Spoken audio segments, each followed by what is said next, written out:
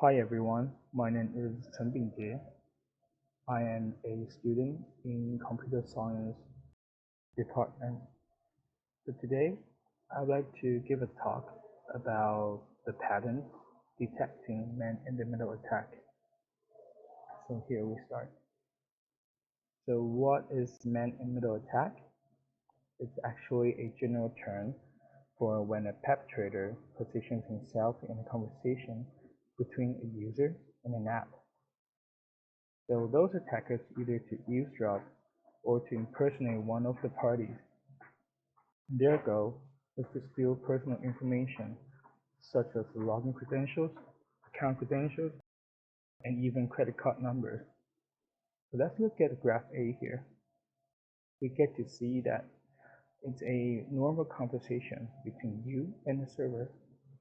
And in the graph B, there is an attacker between you and server, and then it pretends itself as the server and interact with you so that it gets to get your personal information.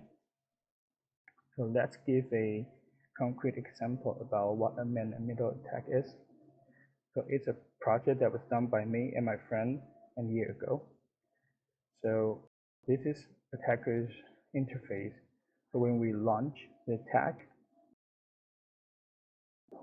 when the victim enters the account and the password in eFeed portal, then we get his username and password here. So this is what a man-in-the-middle attack is. So how to detect it? So we actually came out with a probe software that installed in client end. So here comes the process. It sends a connection initiation request first from the client device over the network directed to the remote endpoint, and received at the client device encryption credentials, or we call it signature, was sent to the client device in response to the connection initiation request. Then it compares received encryption credentials with expected signature for the remote endpoint. Then it gets to determine whether a man-in-the-middle attack happened if the received signatures do not match the expected signatures. So here's the chart.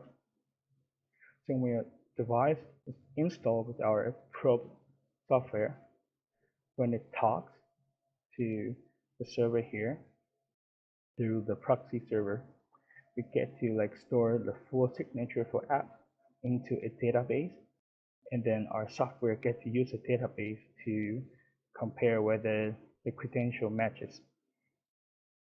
So signature comprises data from both the outbound request from the app and the inbound response from the cloud endpoint. So in case of HTTP, the signature might include host and port and protocol and so on. So that's what a credential might look like here.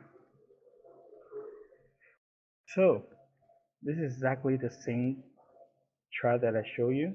However, there is an attacker between you and a cloud server. So when attacks happen, the attacker will send back the credential that he has, and after we compare to the database, we get to see whether it's a attack or not. So let's look at the flow chart here. So from step 0 to step 4 work exactly the same that I mentioned.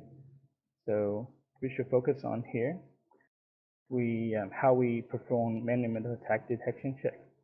So we get to see whether the certificate is trusted by device.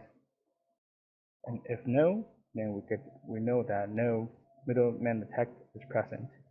And if yes, we get to check does the presented certificate chain validate to no root CA as provided in here. And if no, then we get to know that man-in-the-middle attack is detected. And if yes, then we get to know that no middleman attack is present. So let's look at the benefits.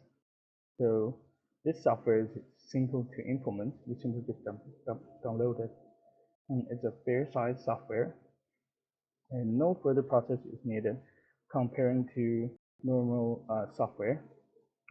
Our personal information will be more secure. And our future plan is to update monthly to detect more sophisticated form of man-in-the-middle attack, and we get to improve our hardware system and, like for example, database, and to make it more efficient. And thanks for listening.